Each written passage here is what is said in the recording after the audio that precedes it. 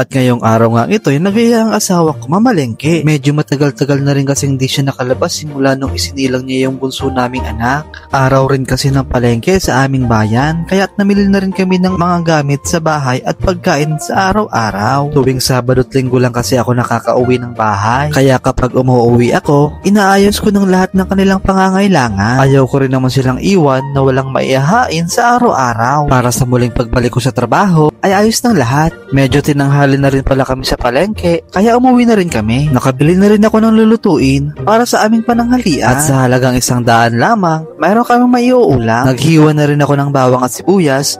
Pinudburan ko lang to ng asin, sabay lagay ng tubig dahil papakulaan ko lang muna. Nagbalat na rin pala ako ng pinyan dahil isasawag natin ito sa ating lulutuin. Nakakatulong rin kasi ito sa alat at anghang ng Bicol Express. Manamis na mismong balanse sa lahat ng niluluto. Kalaunan nga'y inihanda ko na rin ang lahat ng ating gagamitin para sa ating panggisa natin. Naghiwa na rin pala ako ng bawang at sibuyas, pati na rin sili para sa ating pangpanghang. Nahugasan ko na rin ang alamang at napiga ko na rin ang nyog na aking gagamitin. Sa mainit na kawalingay, inilagay ko na ang mantika, ginisa ang bawang at sibuyas, pati hiniwa na karne, inilagay ko na rin. Hinalo-halo pa lang din ito hanggang sa magmantika na. Inilagay ko na ang alamang, pati ang gatang piniga ay sinama ko na. Makalipas ang ilang minuto ay kumulo na. Hiniwang pinya at sili ay pinagsama-sama ko na. Resulta ay nakakatakam na.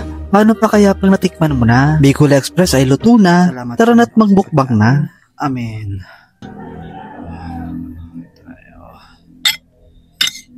Sarap.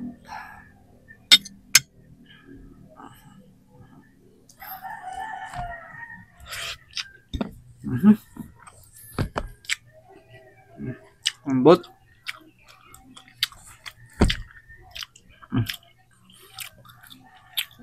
Ambot ng karne. Tapos ang pinya. At ang lasa.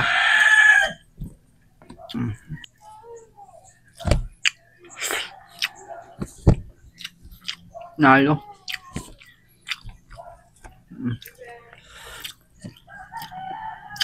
Tapos may binili rin pala tayo sa palengke kanina lang. Isda. Ayan. Paparinito ko na lang. Ayun mga sir.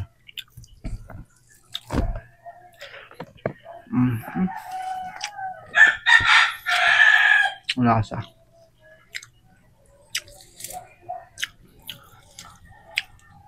Hindi na ako nakapagkulay kasi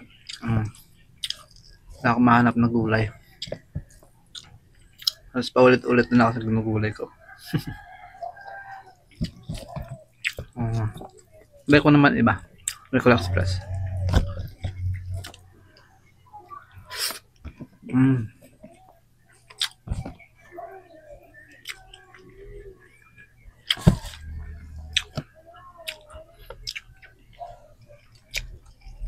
Masarap.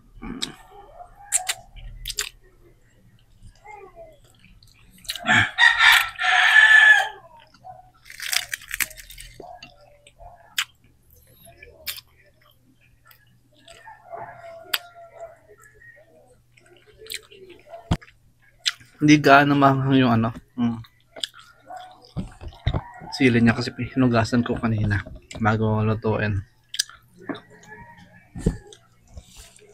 Kaya kahit kainin mo yung sili, hindi manghang. Harap.